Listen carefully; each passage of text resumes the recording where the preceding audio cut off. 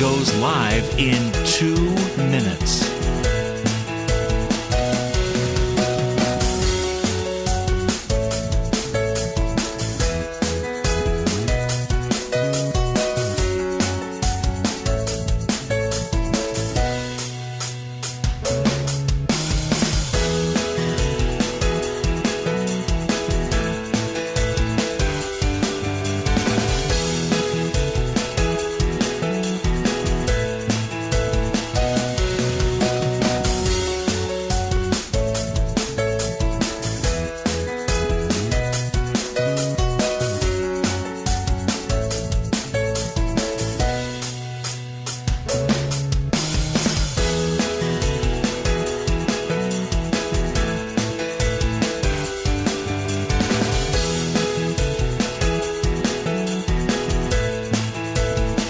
Lynn Cullen live in 1 minute.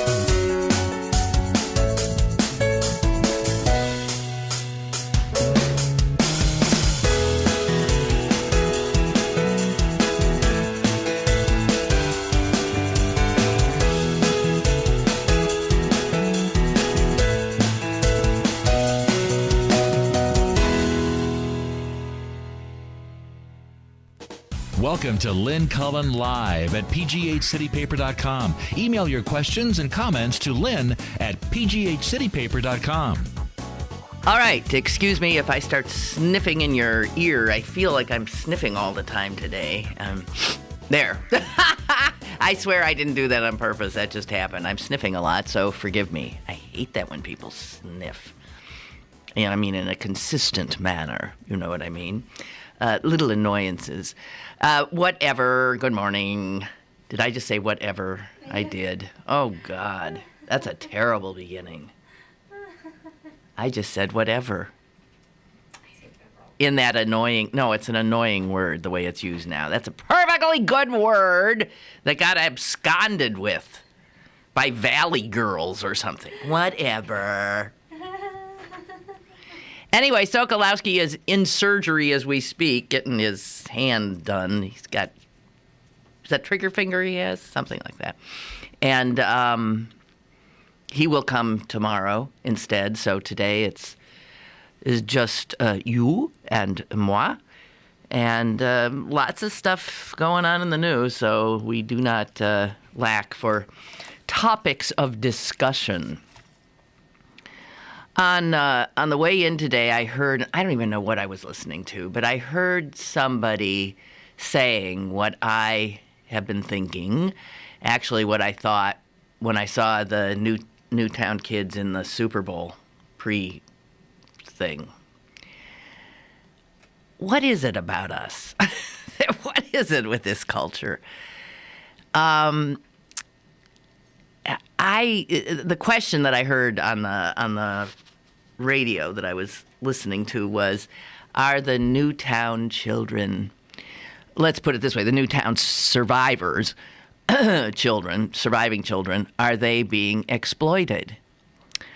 Well, here's my answer. You betcha. Is this America or what? Stop and think. That massacre is still fresh in our memories, and yet we've seen these kids on television, as far as I know, twice performing on Saturday Night Live, which most people deem to be just wonderfully, you know, I guess they were singing what? A Christmas song on Saturday Night Live. Okay. But I have to admit, when I heard them introduced at the Super Bowl, and they started singing America the Beautiful. My reaction was, oh, God, come on.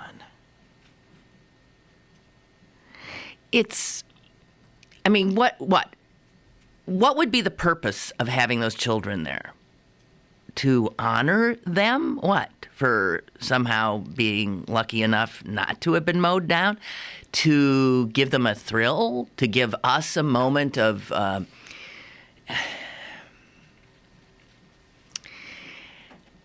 This is part of what... My words fail me, as you can hear. There's something that makes me extremely queasy about our need to sort of wallow in our what? Our emotion. When we saw the children, I bet there was, people were crying. All over America, people were crying. Okay, fine. I tuned in to see the Super Bowl. I mean, I don't know what they were doing there. Just like I don't understand the military aspect of these football games, too. And PJ, one of our listeners, sent me some still photos the other day of the Super Bowl parade in Baltimore. And I was blown away because the players were riding in military vehicles, in vehicle, like, I don't know what they call them. It wasn't a tank, but with machine guns or whatever loaded on the front and with guys in camo on either side of them. What is this commingling of the Super Bowl champions and American military might? What the heck is that? What is that? But back to the kids. There's another thing. What is it? There's something exploitative, without a doubt about it. And here is where I remember screaming about how reporters were interviewing surviving children the day, within hours of the massacre. And I'm thinking, where are their parents? Why are they letting them talk to these perfect strangers about this unbelievable trauma that just happened to them?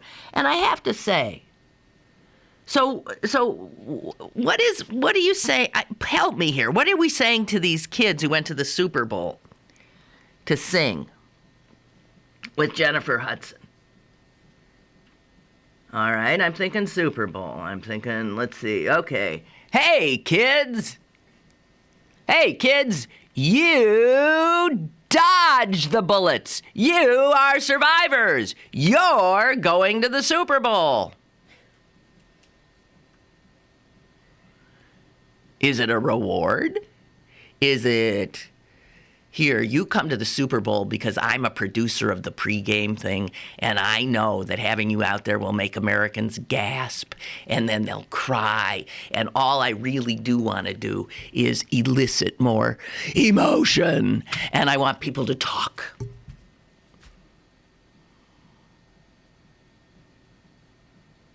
I saw somewhere yesterday somebody complaining that the cameras didn't hang on individual faces of the children as they should have, and instead actually gave us pictures of the players. We wanted to look at the faces of the surviving children. Again, I ask, why? And what purpose is being served? Somebody help me. So today when I heard, are the children being exploited? I said, well, you bet. Of course they are. We exploit everything in this country. Hello, caller. Hello. Getting back to that military stuff, I get so sick of it. We haven't had to really fight a war since World War II.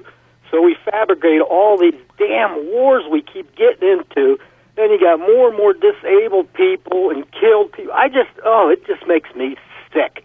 I mean, stay out of the damn wars, and we wouldn't have all this military crap that they fabricated from the beginning. I mean, I respect the soldiers that went, but you didn't have to go to begin with. Well. That's what just, irks me. And I come from a family, my father-in-law, he fought in World War II. I've probably heard on one hand him kind of tell me about it maybe 3 times. He's talked about it. And these guys I don't even know. I hear about it all the time. It's disgusting. It's despicable. We'll see you. Bye. Well, I do want to correct something you said. Well, we haven't fought a war since World War II. There was a nasty little thing called Korea. There was an equally nasty thing called Vietnam. There, in our time, have been more than I can count. Granted, they're never declared.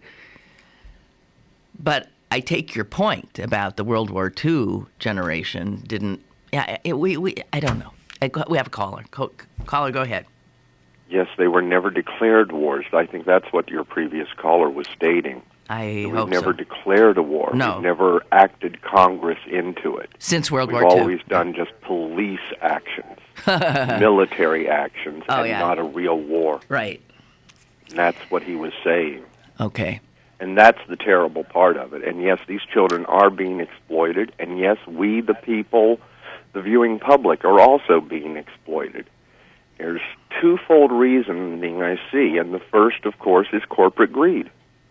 We're going to get money. Oh, boy, people are going to tune in. We're going to get those ratings, and our ad costs are going to go up for the next Super Bowl. And then the next part is a little bit more cynical, and it's just to keep the gun debate alive. Like you said, keep people talking. Yeah. But it's using these that children. I see it favorable, but the exploitation of people children. making money off of it, Yeah. there you destroy your credibility. Yeah. I hear you, and thank you. I have. All right. And here's the thing: the reason they were asking this question, I guess, is the kids aren't done. These kids, I mean, they probably have a bus now, and they're just being, ferried around to the country to make appearances. I exaggerate only slightly. So there's Saturday Night Live, almost immediately after the massacre. Then there was the Super Bowl, and now there is news that the children will be at the Grammy Awards on Sunday night.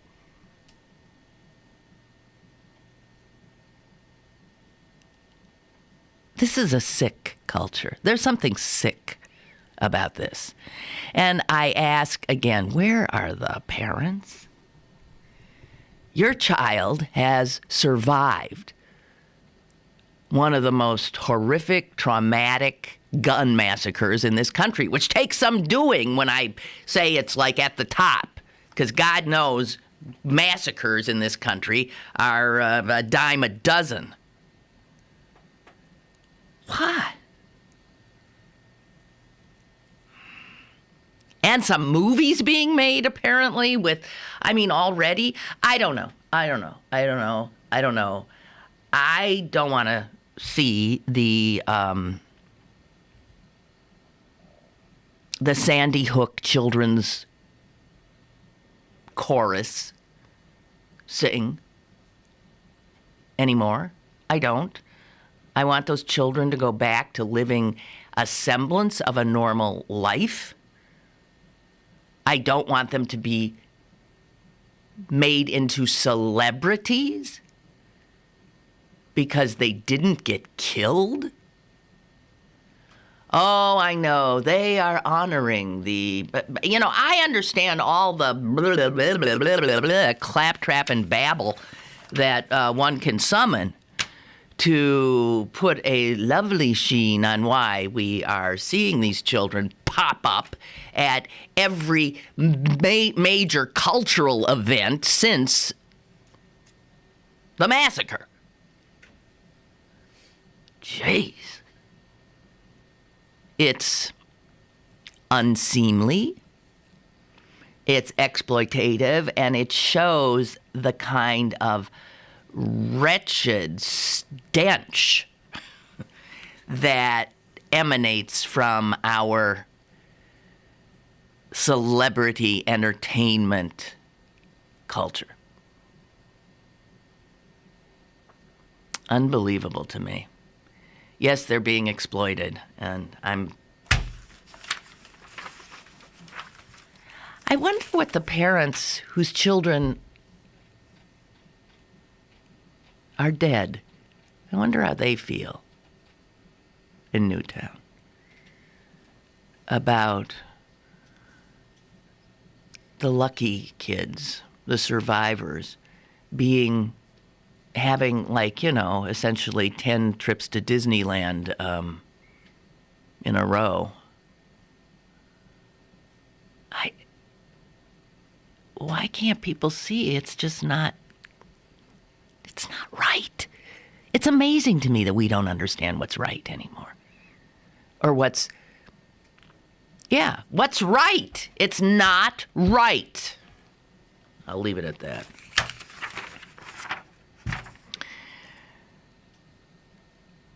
This out of Washington.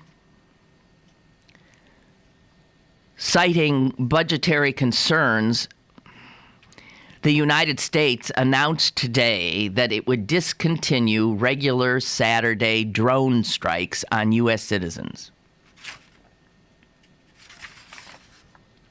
In announcing the decision, the White House spokesman Jay Carney acknowledged that the cutback in drone service was bound to be controversial. Carney said, "In the United States, we've always prided ourselves on our ability to target our citizens with drone strikes Monday through Saturday, regardless of the weather. We know that losing Saturday drone service is going to take some getting used to." That, I know you think that's The Onion, but it's not. It's Andy Borowitz in the New Yorker today. Dear Lord, when reality comes so close, so uncomfortably close to satire, when it's hard to parody reality, you know you lost your way somehow. You know things are not working as they're supposed to. Here's my favorite story of the day. Headline, eyeball falls out in court. You know, that's a headline. That's the kind of story where you don't just read that headline and keep going. You go back because you want to know more. Dateline, Philadelphia. A Philadelphia trial has ended in mistrial by eyeball. It was an assault trial. There was some kind of a fight outside a tavern in Philly. And John Huttick took a punch to his left eye, and that punch cost him his eye. It was over. And Mr. Huttick was on the witness stand yesterday in the trial of his assaulter, and he was weeping as he recounted this. And in the process of crying and, dabbing at his eyes, the eye, his new prosthetic $3,000 blue eyeball, popped out. I wish I could say it rolled across the floor to the jury box. I don't know. They didn't go into that kind of detail. At any rate, that's enough to cause a mistrial, because I guess it's such a graphic example of his loss that I'm sure a new jury would have to have been seated. There, that's the best one. Eyeball falls out in court. Your emails.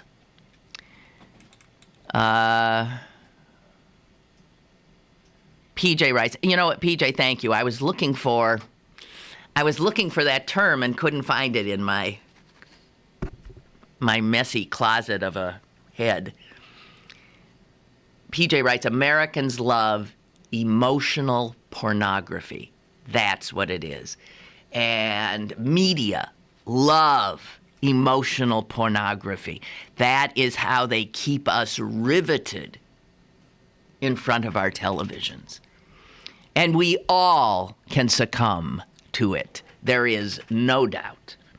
But the exploitation of these children falls under the heading of emotional pornography.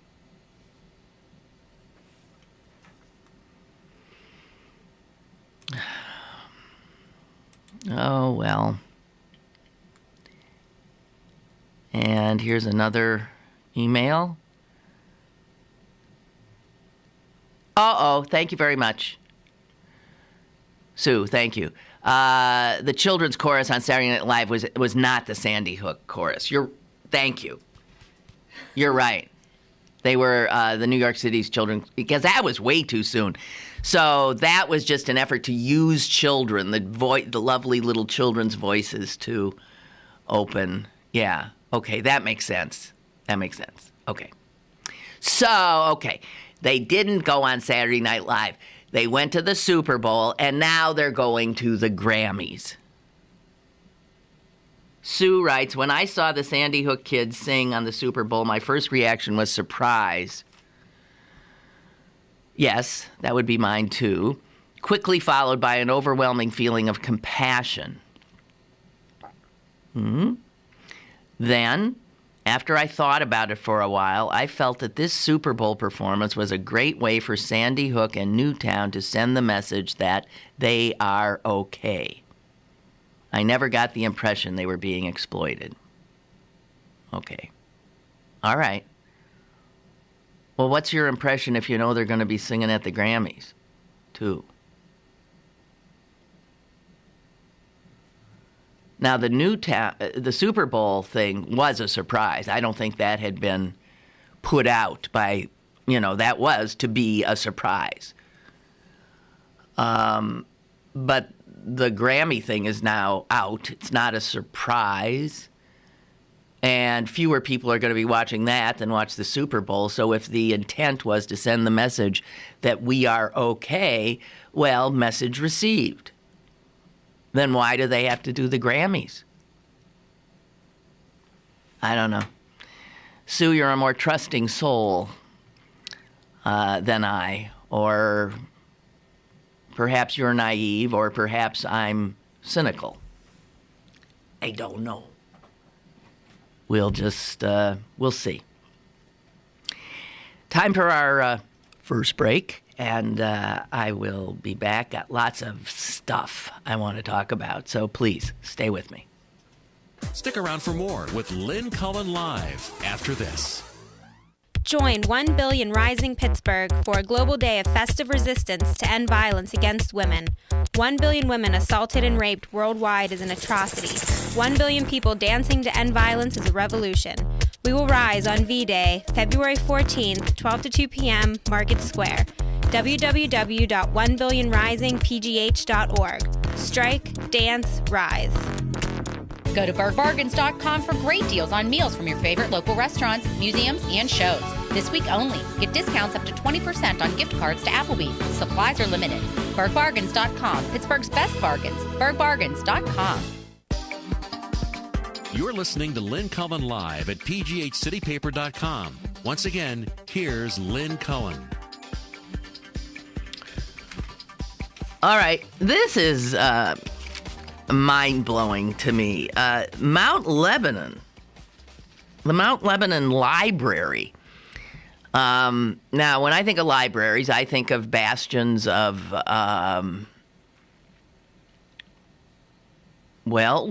bastions of the...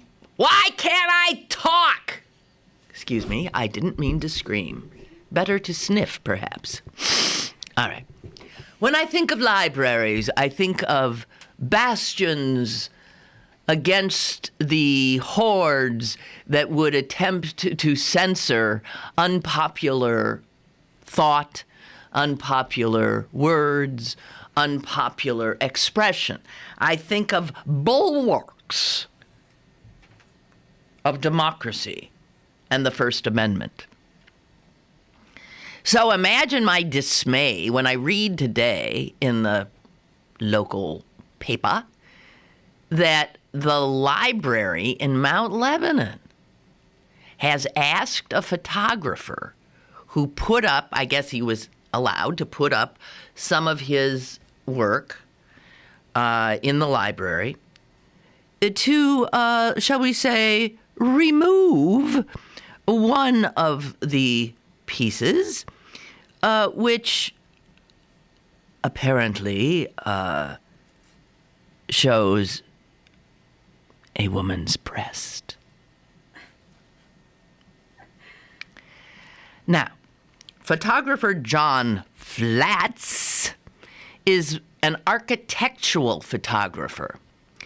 And I thought, well, what the hell does that have to do with breasts, other than like brassieres, which are sort of, architectural supports, flying buttresses and things like that to hold boobs up. But no, it turns out that he had taken a picture of a mural that is part of the dome of the Mercer County Courthouse. And it is a mural that was done in 1911 by a very celebrated artist at the time, who also has some of his work hanging in the Library of Congress. I do not know if there might be an errant breast here and there in the Library of Congress, and if there is, apparently they've seen fit to let it stay. However, he took this picture of the pictures of the original artwork on the dome of the Mercer County Courthouse, done in 1911, as I told you. Has a number of panels. One panel is called Innocence, the other is called Guilt, another Justice, and another Power of the Law. Obviously done for the dome of a courthouse. Interestingly enough, the picture labeled Innocence is the one that has a woman's breast in it. It shows, I guess, a female with her, with draped stuff, and one of the drapes is sort of slipped away, and there's a little boob peeking out. So what he has done is take pictures of architectural things, and then these pictures, these photos of his, are on display in the library. Well, apparently he was asked to please remove Innocence, because, according to him, she said the problem with the photo of the breast was that it was across from Mellon Middle School, and the kids coming in after school come into the library and, well, they might joke about the picture. Understand that no kids have come in and joked about the picture. This is somebody who is thinking, oh my God, breast, middle school, they could come together. You can just imagine the tittering going on, by these children. We have to get this out of here. He admitted that the woman calling him to take it down sounded apologetic. All right, so here's what the artist did. He refused to take it down, as any good artist would. And instead what he did is he covered up the breast with a picture of a bra. With a picture of a bra and an arrow pointing to the bra saying, censored by the Mount Lebanon Public Library.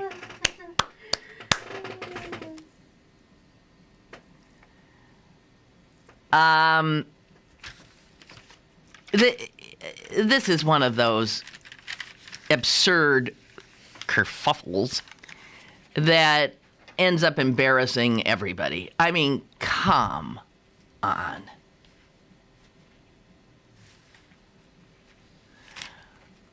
My parents had a painting of a nude woman that hung in our living room.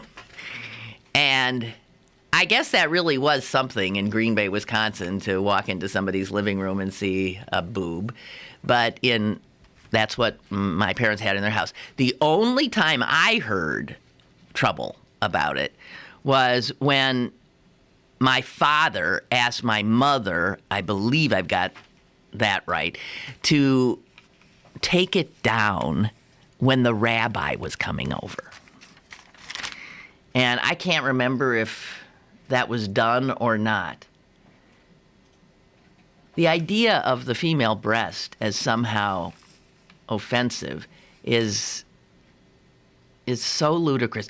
And you see how far we've come. The painting that he took the picture of was done in 1911. In 1911, an American woman couldn't vote. But in 1911, the depiction of the female breast was not considered somehow objectionable. So now, ladies, we got the right to vote, but our anatomy is still considered objectionable. I don't get it. I don't understand it. But when a library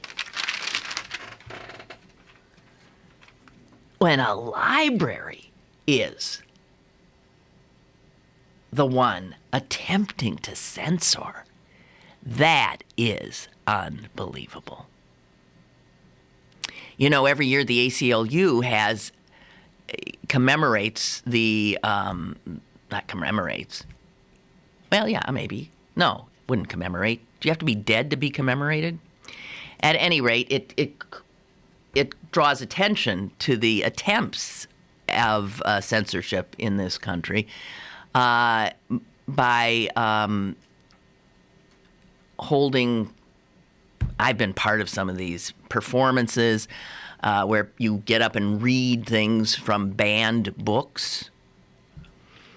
And when you see the list of books that have been banned in American libraries, it just takes your breath away because it's some of the world's great literature.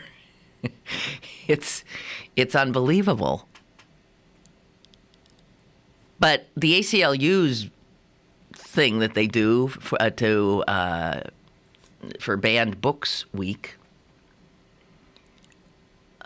is often held in libraries. I mean, I remember doing a reading at the Carnegie Library for Banned Books Week. And here you have a library doing the banning. Shame on them. Truly.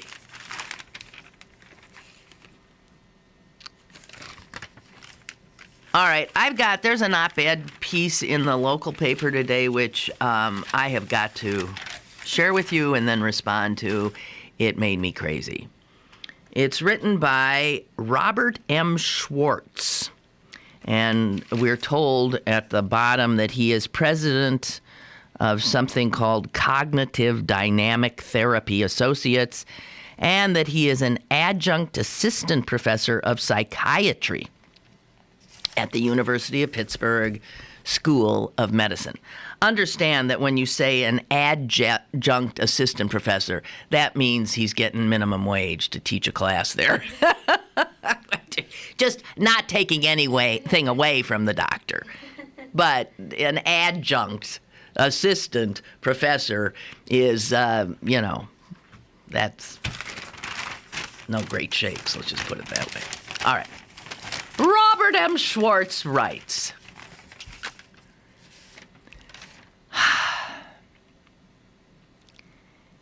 he was out over at the Pittsburgh International Airport. He was going to catch a plane.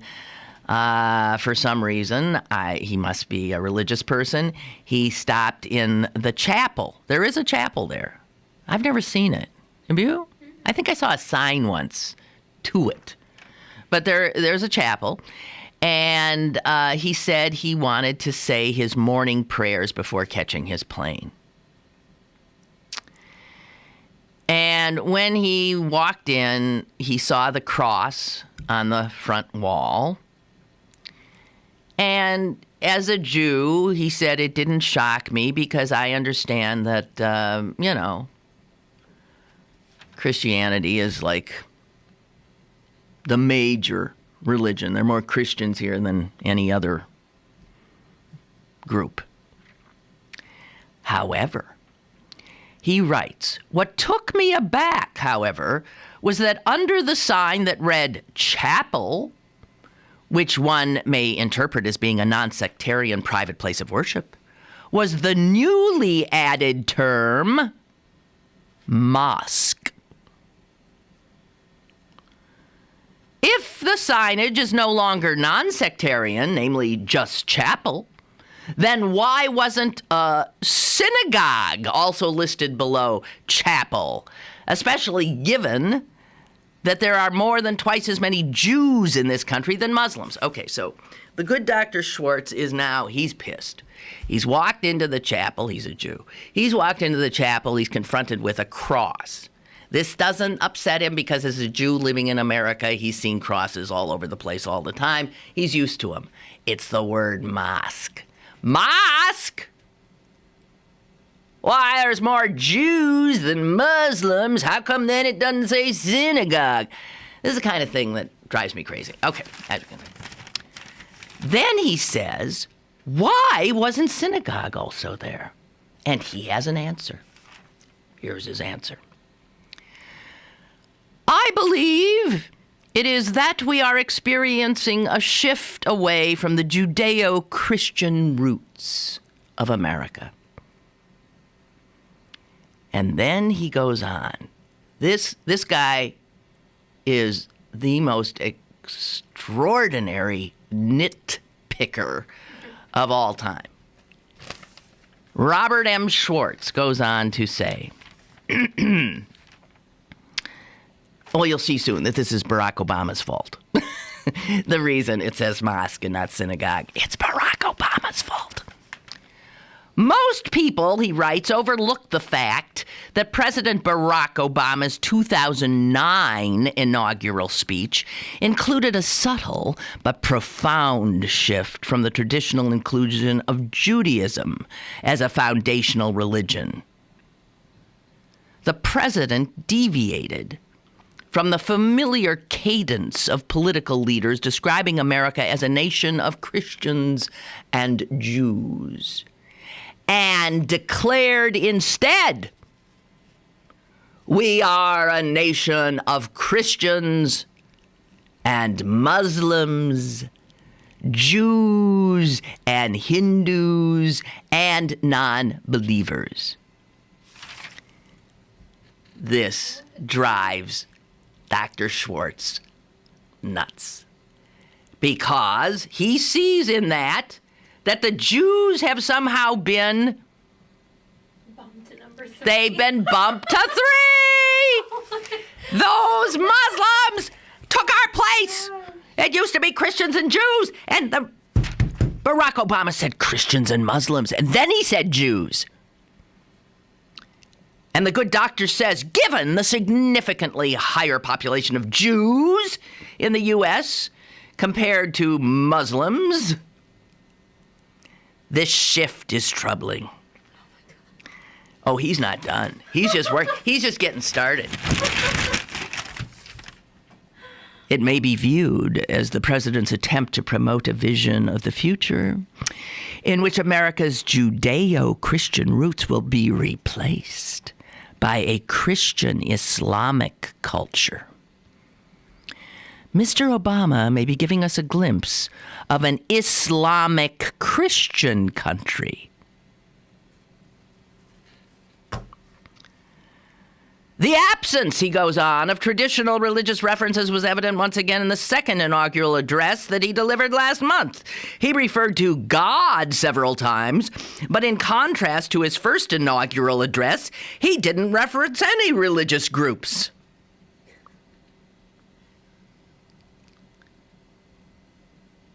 This guy goes on, fulminating on and on. I'll give you one more little gem.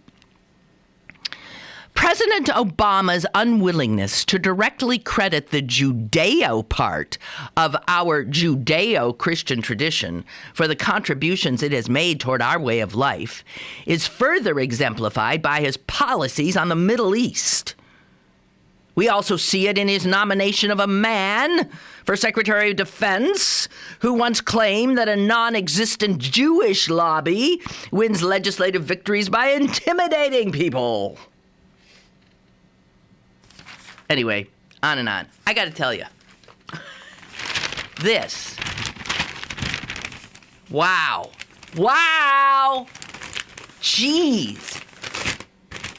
Dr. Schwartz, may I say nitpick? May I say small-minded? May I say hysterical? In both meanings of the word? May I say get a grip?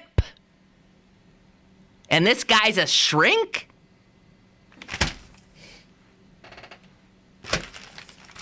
Jesus.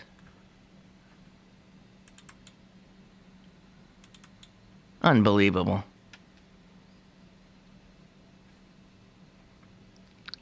Oh, Susan writes that her son, Arlie, she said, Arlie got me called into the vice principal's office once for pasting a bra on a naked female monkey. Well, I would assume the monkey was naked, Susan. Bra on a naked female monkey as part of an English assignment. And then she says, don't ask. Well, how cute. And you got called in because that was inappropriate? Oh, Jesus. People are so insane. Well, in a funny way, this Dr. Schwartz is freaking out because it said mosque and not synagogue. Chapel was okay. He's totally comfortable with the Christians, but he can't handle the Muslims. And hey, Doc, here's something else I want to tell you. If Jews outnumber Muslims right now in the United States, I can assure you that given birth rates and assimilation and all of that, Muslims will probably outnumber Jews in the United States soon enough. So that then, if you think that population is the reason why the president should say things in a certain order, then when the next president says Christians and Muslims, and I don't know if Jews even come in third. I think then Hindus and God knows what, atheists probably come before Jews. Come on, guy.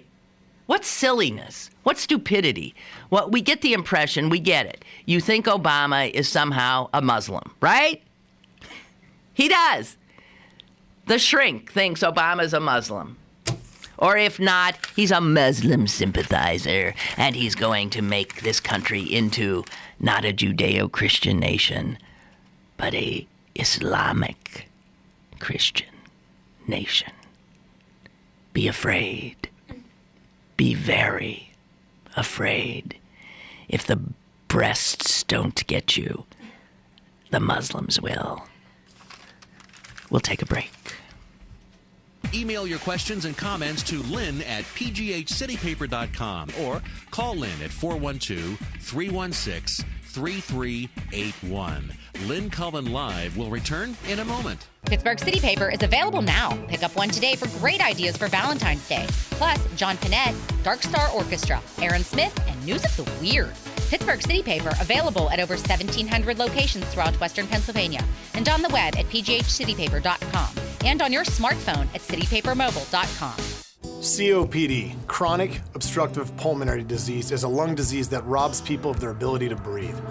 As many as 24 million Americans suffer from COPD, also known as chronic bronchitis or emphysema, and half of them don't know they have the disease. If you or someone you love is over 35 and has smoked more than 100 cigarettes in their lifetime, visit driveforcopd.org and take the screener, then take that to your doctor. I'm Jeff Stoltz, and I drive for COPD.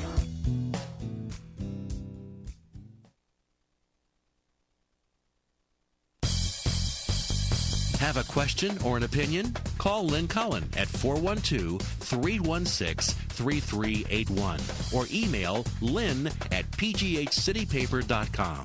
Now, more with Lynn Cullen Live. All right, so the Boy Scouts punted. I mean, jeez. And did you see all those loons outside their headquarters equating, if you let a little kid in who might think he's gay, that like you're going to bring down the entire, the entire country, the organization. This is when you see these organizations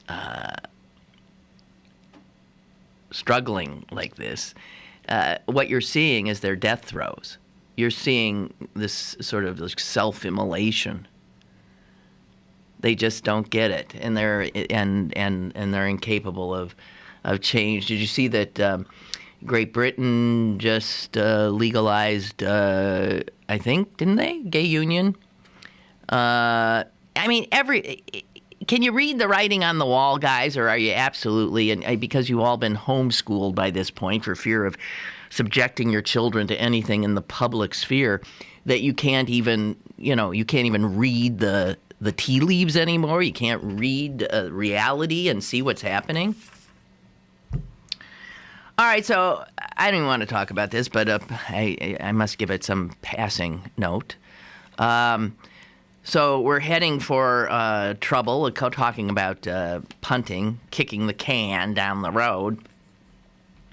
This sequester thing, sequestration? Sequestration. If I say, Jazz, I'm looking at you. You're always giving me this look back like, don't ask me! Sequestration. Yeah, that sounds right. Yeah.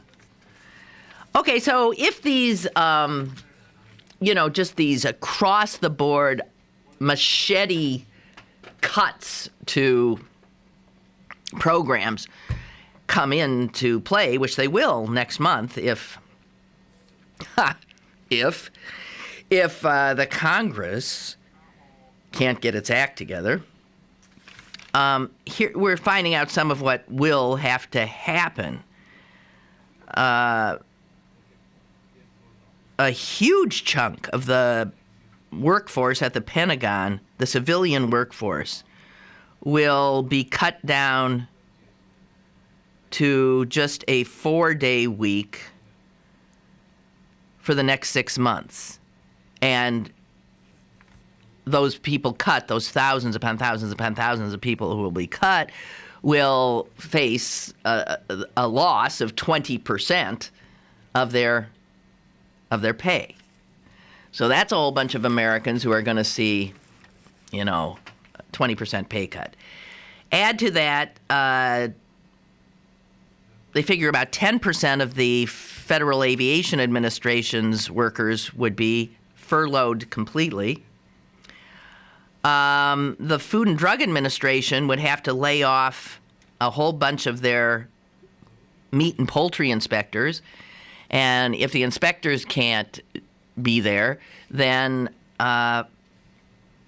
plants, the industry that gives us our, let's just put it this way, the slaughterhouses will have to be shut down. You can't, by law, put that meat out for public consumption without a stamp of FDA approval. And if there's not going to be people to approve because we can't pay them, then they ain't going to be meat and poultry as much. And consequently, one would assume the prices of that would go up. Coast Guard air and service operations would be cut by nearly 25%. Here's a doozy. Wait a minute. The State Department would have to absorb a $168 million cut to, guess what? Embassy security. And all this would be because the Republicans, who, as you know, have been screaming about embassy security in the wake of the Benghazi attack, all this would mean, all of these cuts, all of this hardship, all of this craziness is happening because the Republicans refuse to listen to what what they won't consider. They won't consider limiting tax breaks for oil and gas companies. Okay? They won't listen to increasing the rate that private equity employees pay on much of their income. For some reason, people who make their money doing nothing more than pushing paper around and betting, essentially, pay a lower capital gains rate. And that's because they have friends in Congress who put that into the law for them. They won't change that. And they won't get rid of, get this, they won't end the tax deductions that corporations get for, guess what? The cost of moving their business overseas. You believe that? We actually reward, essentially, corporations who cost us our jobs and move them overseas. We give them a tax break on their moving expenses. And what the Democrats are saying, if you stop that insanity, stop the capital gains not insanity with these private equity jerks, stop giving breaks to the oil companies, who are the richest corporations in the world, then it could be that the little guys, the FDA inspectors, the typists over at the Pentagon will be able to continue to work. When you see what the Republicans get adamant about, it's really hard to believe. Listen to one of them, Oklahoma Senator James Inhofe. He said, yes, the situation is desperate, but it's not desperate enough to raise taxes. So he views that, ending that deduction for moving our jobs overseas as a raise in tax. And yes, it would be raising the taxes of these hedge fund managers. Who cares?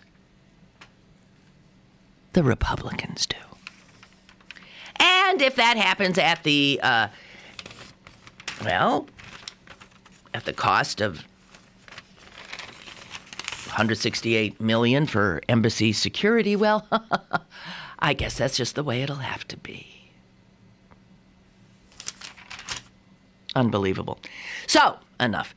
It makes me sick. Yesterday, I read you from Mary, one of our listeners, how she told us that she was actually a direct descendant of William the Conqueror. This because of my newfound total fixation on Richard III. And how, her family is related to everybody. From William the Conqueror on up, her family, her one of her great grandfathers was a founder of Harvard, and all whatever. I can't remember the whole thing. Unbelievable. So she said, and this is interesting, because she's a true wasp. And here is a wasp's lament. Though I am proud to have such a rich family history, I have to admit that I have always been kind of jealous of people who have more of an ethnic heritage. When my kids were in grade school, they used to have to bring in ethnic foods to celebrate different cultures. We always felt at a loss as to what in the world to say. I'll tell you what you were supposed to send in. You were supposed to send in a little like circle of white bread with some mayonnaise on it, and maybe, what else? A little Jell-O. or something like that. I mean, because, yes, wasps are not known, first of all, for the generosity of their table, shall we say, or for, having any kind of spice. And so it's, mayo and white bread and that kind of thing, and not much of it. And she said, my mom's family had originally been Mennonites, but the food she grew up with didn't seem very ethnic either. Oh, man, yeah, you really were on a food. Jeez. She says, I find this whole immigration debate very interesting. Aren't almost all Americans descendants of immigrants? Well, the way I figure it, all Americans are descendants of immigrants except two groups. That would be the Native Americans who were here before us, and that would be most African Americans whose ancestors were brought here unwillingly. You cannot call them immigrants. They were slaves brought here unwillingly. So the rest of us, if you ain't Native American and you ain't black, not all blacks, because, there are a lot of immigrant blacks. That's true. But if you're not a descendant of slaves, American slaves, or if you're not a Native American, then, your family's here because they immigrated. And without a doubt. Some people forget it, especially people like you who have been here since, 16, 17 or something. Yes. Hello. Lynn, on the genealogy thing, you got 2 grandparents, and then you got 4 greats, and then it goes to 8 to 16. Right. But if you go back 16 generations, you got about 150,000 greats. So yeah. Most people, if you go back far enough, are related to some biggie. Believe me. That's it. Okay. That's all I have to say today. Thank you. Okay, I appreciate it. I think that's true, but it's not necessarily true if, like me, you're a Jew. Because Jews weren't allowed to be biggies. Jews were ghettoized, and they weren't leaders of countries. They weren't kings and queens. Unless you can, I'm a direct descendant of Queen Sheba. We can't go back like that, generally speaking. Some can, but very few can. I think those who are Anglo, you got a better shot because you got records, and records have been kept, and records have not been destroyed. But if your people come from the parts of Europe that were regularly burned to the ground, and if they come from people who were, like Jews, kept from full participation in the culture, first of all, it's almost impossible to find any records. I know people in my family have tried. We can't get any farther back than great-grandparents. We can't. It stops. It's just I know some Jews have done better than that, and they've traveled, to some little town in Poland, let's say, or in Lithuania. And the problem is that Jewish records were kept in synagogues, generally, and synagogues in Europe were destroyed. They were destroyed, as were 6 million of the Jews that worshipped in them. The records are gone.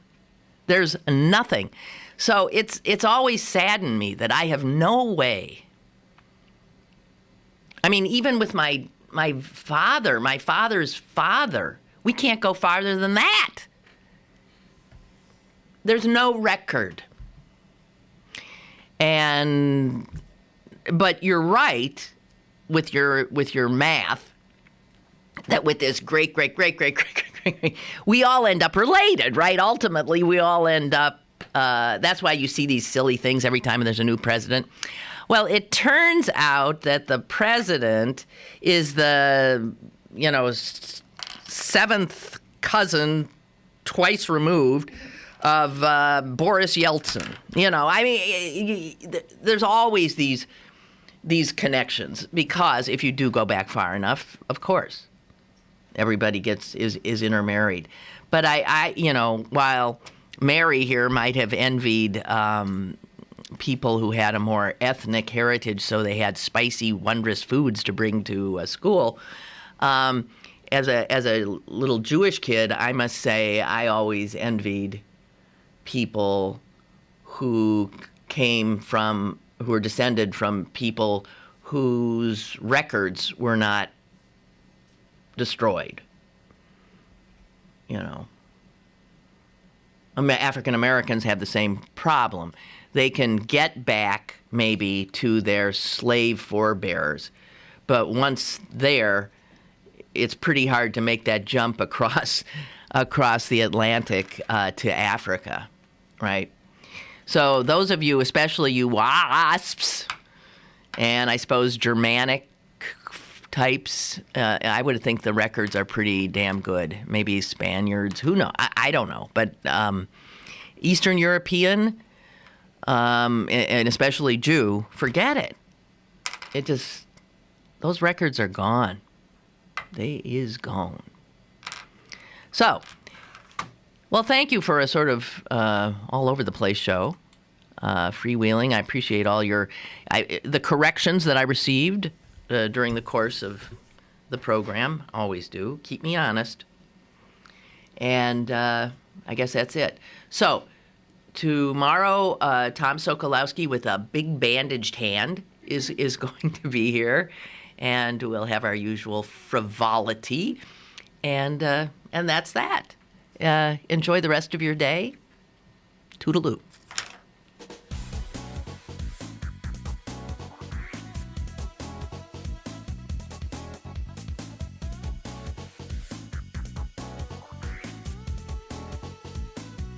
Lynn Cullen Live, Monday through Friday from 10 a.m. to 11 a.m. and archived at pghcitypaper.com. The opinions expressed on Lynn Cullen Live are those of the host and do not necessarily reflect the viewpoints of Pittsburgh City Paper, Steel City Media, and its advertisers.